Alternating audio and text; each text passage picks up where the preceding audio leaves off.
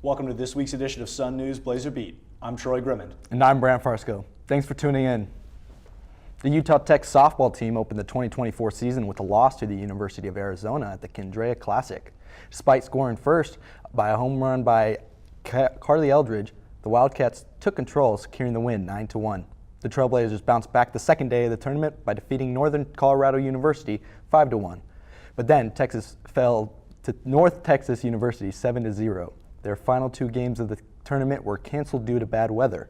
Utah Tech's next tournament starts today at noon and will go till Saturday at the CSUN Matadone Diamond Classic in Northridge, California. Utah Tech baseball team finished the 2023 season with 8 wins and 22 losses. After being ranked last in the preseason coaches poll, the Utah Tech baseball team explains how they only drives them to prove it wrong. What are you looking forward to the most this season? Any specific games or tournaments? Probably I just want to make the WAC tournament. Win that would be awesome if we can make it there and win that. That would be a cool way to go out my senior year. Don't give up, got to grind. We had a tough year last year, so got a new squad, so hopefully we get it going this year. What specific areas of your game have you focused on improving during the offseason? So for me this year, just kind of working on being able to be a starter and kind of go long innings. Kind of working on a few pitches and kind of getting those things better, but just kind of being able to mentally focus longer in the game and keep that going. I think we got a good group of guys coming in this year. We kind of all bond together really well. We got a really good pitching coach and we got a really fun schedule coming out this year as well. Have you set any personal goals for yourself this season? Yeah, for sure. I want to win Defensive Player of the Year. I think that'd be sweet, whether it's through the WAC or personally through the team. I think I want to achieve the least amount of errors on this team. I think that would be pretty sweet. Utah Tech was ranked last in the preseason coaches poll. What are your thoughts on that? I love it. I love it a lot. I want to prove everyone wrong this year. No, I don't think it adds any more pressure. I think it just gets all the guys excited because, no one wants to be there and we're going to prove them that we shouldn't be there. I mean, it's honestly not a surprise compared to the year we had last year, but we feel like we have a really good chance to compete this year and come out and show the WAC that we're not going to be the team that finishes last. Blazers tennis is off to a rocky start this season. They were swept by Idaho State 0-7. The Blazers did not win a single matchup against the Cougars and have dropped their last 5 games. The Blazers did win at the number 3 doubles, with Yachi Shu and Aditi V earning the win. The Blazers traveled to Arizona to face off against Arizona Christian University this Saturday at 1 p.m. Coming in hot, the Utah Tech track and field team completed the Mountain State Games with record performances. Junior Rashawn Gibson led the Trailblazers with a first-place finish in the 60 meters and set her second program record of the meet in the finals. 4 other athletes took top 5 finishes in their individual events, and the relay team recorded the second fastest time in the program. Next, the Trailblazers will prepare for the WAC Indoor Championship February 19th and 20th at the Albuquerque Convention Center. Name, image, and likeliness, also known as NIL deals, are constantly evolving college sports. New Utah Tech football head coach shows how this has impacted the program and what the recruiting class looks like so far. I thought we had a really good recruiting class and we had a good balance of high school kids, some junior college signees, some mid-year transfers from 4-year schools, and I think it kind of started with the offensive and defensive lines where we signed a number of kids at both positions. My personal philosophy is I think, game of football, offensive side of the ball, you got to do a great job running the football. That starts up front with your offensive linemen. Defensively, to be a great defense, you've got to stop the run. That starts up front with your defensive linemen.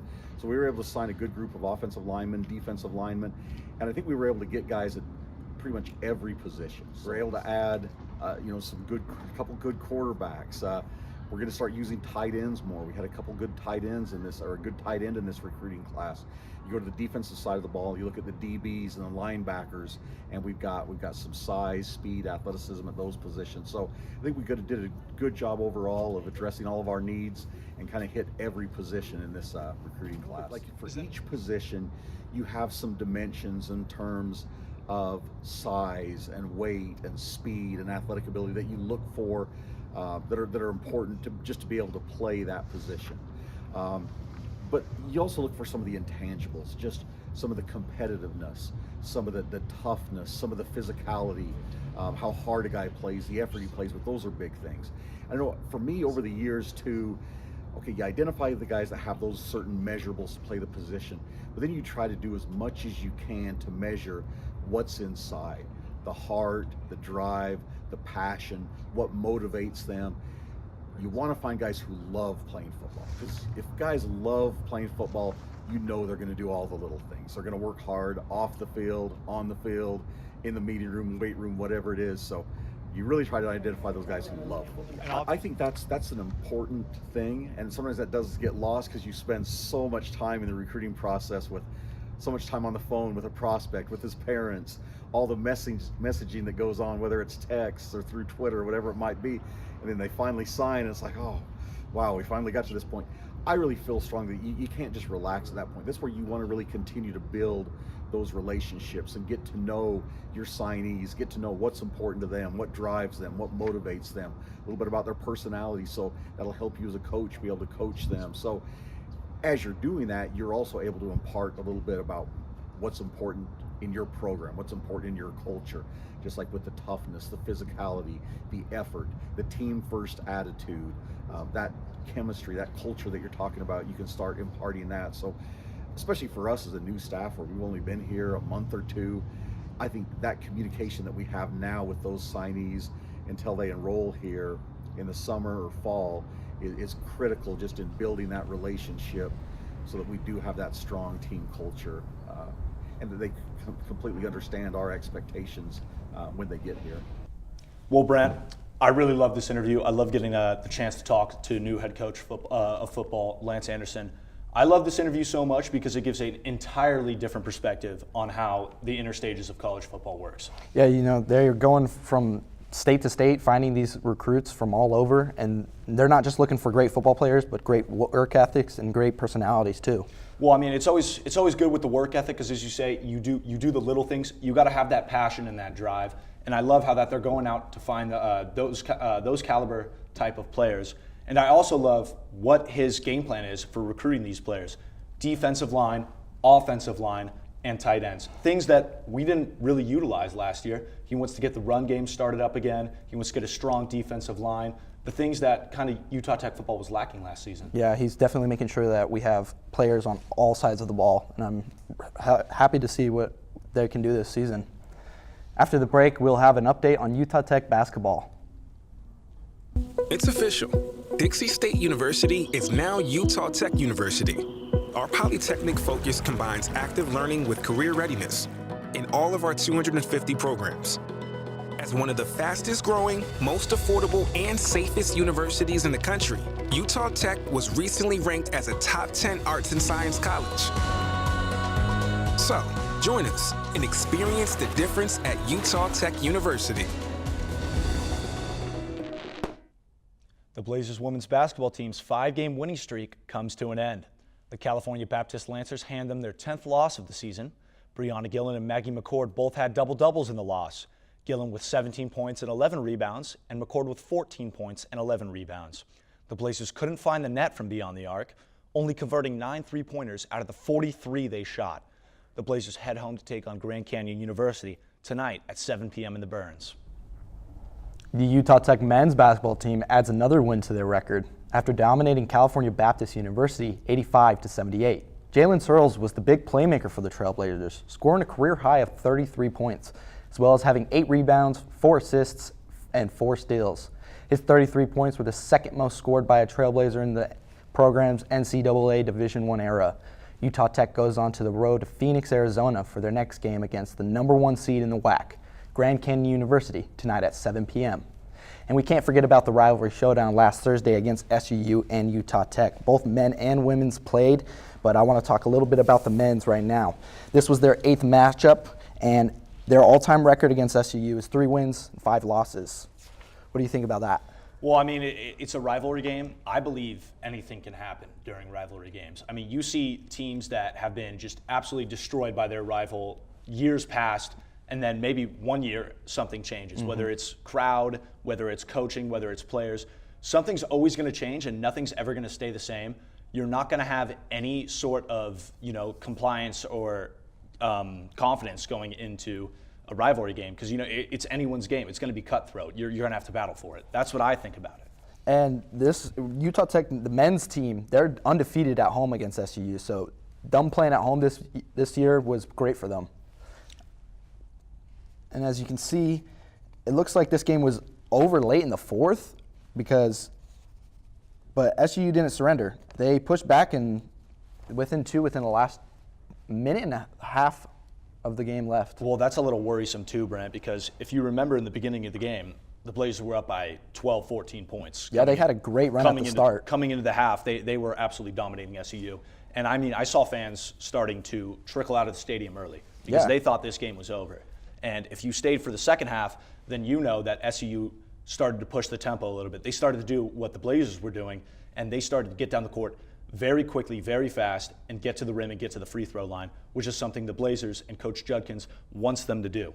It's a very meticulous game. It's very fast paced, and I really like how SUU did that and kind of copied a page out of the Trailblazers book there. And those that left early kind of missed out on a good game. There were nearly 2,700 people in attendance for this win against the in-state rivals, and that's great to hear for the capacity. Well, it was a huge game too, Brant, but the next games coming forward, they're in the home stretch. It's very important that the Trailblazers come out with wins in these next games. The men's team, they seem to thrive at home, as you said, having a winning record in the Burns, but they've dropped 10 games away. That's bad. You can't drop 10 games away. No, you can't. Yeah, it's awful. Looks bad on the record. It's going to hurt your chances in the WAC and divisional play because end goal is to make it to the tournament. You've got to find a way to make it to the tournament. And just like the women's team, the men face off against GCU, who also sit in first place with a 12-1 record. And the win against Cal Baptist was huge because Cal Baptist sat in second place. But the games against GCU and Seattle are a must win. So if you think about it, the win against Cal Baptist means nothing if you can't pull up two more upsets against GCU and Seattle. You're very right. A little bit about the players here. Beon Riley has made his return. 28 points in his last two games. He's a game changer. Coming back is massive for this Blazers offense. 28 points. He's great. He's a great point guard. He spaces the floor. He gets his teammates some chips, gets them buckets. He helps the team win. And Jalen Searles, as you said, absolutely dominated. A career high in NCAA record in Trailblazer history in the Division I era. Coach Judkins has made it known that Jalen is doing exactly what the team needs to do. He's getting to the rim. He's getting down low. He's scoring the easy points, and he's getting to the line. The men's team definitely seems to have the ball moving, but let's talk about the girls' game a little bit. It didn't matter if they played at home against SUU or if they played in Cedar. The Trailblazers got it done both times, winning both games against SUU this year. And with the win over the SUU's team, their all-time record is 2 wins and 4 losses, which I honestly am shocked to hear, but hopefully we can get those numbers up for the wins. Well, this is the best women's basketball team we've seen in a long time. They're absolutely dominating. Maggie McCord was 1 rebound away from a double-double as she put up 16 points for the night. And then freshman Carol Dallas had herself a hell of a night as well as she scored 14 points and 7 rebounds. I mean, yeah, it's absolutely huge, but once again, you got to look forward. You got to look forward always in sports. And the women's basketball team, they're currently outscoring their opponents by 5 points per game, but only 5th place in the WAC. This division this year, incredibly competitive, incredibly. The top 5 teams all have winning records. GCU is their toughest matchup of the season. They're first place as well, of course, with a 12-1 record, and currently on a 5-game winning streak. The Blazers need this upset. They definitely huge. do. The women's team embraces the 3-point game, while the men, they love to get down low. The women, they love to shoot 3-pointers. Yeah, as they you shot saw, a lot. 43 3-pointers. And only made 9, is that correct? Only made 9 this time around, but they're usually cashing in from deep. I mean, they're embracing shooting from the arc, and I mean, that's the biggest point score there is. Brianna Gillens is one of their best shooters too. That's hitting most of those threes. I was just about to talk about that. It seems like every time we talk about this women's team, the same three players come up. Brianna Gillen and the Warren twins, Macy and Maddie. Yep. They're consistently dominating at the collegiate level in Division I basketball, and it's awesome to see. But that also raises kind of a concern, Brant, because when there's 3 standout players, that's easy to see on film. GCU is they're definitely watching, and they're going, these are the 3 players that we cannot let shoot or score. Lock them down, and we can win this game. The WAC is a tough division, like we said. Every team in the division has a winning record, with Cal Baptist and GCU having 11-1 and 12-1 records. Overall, it's tough this year. We're in the home stretch. Men's and women's, they're doing great. They need to pull off these next couple of games. And that's it for this week's edition of Sun News Blazer Beat. Thanks for tuning in. We'll see you here next week, same time, same place. Have a great week, Trailblazers.